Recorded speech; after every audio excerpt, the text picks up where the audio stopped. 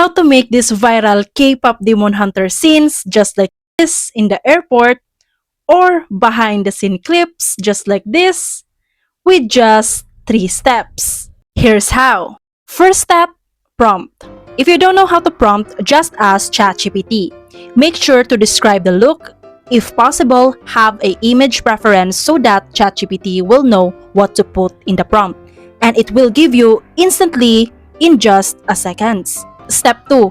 Image generation.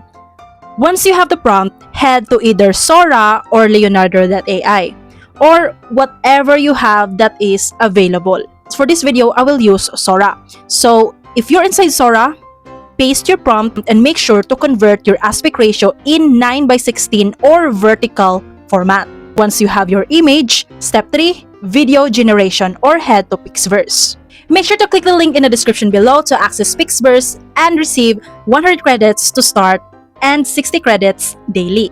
Once you're inside Pixverse, click this plus sign. After that, you will see this and click upload your image. After that, add your prompt or actions you want your character to do. And after that, hit generate, and after a second, there you have it. And you can just repeat the process and make a compilation just like this. If you like this video, give it a like and subscribe to my channel for more videos just like this.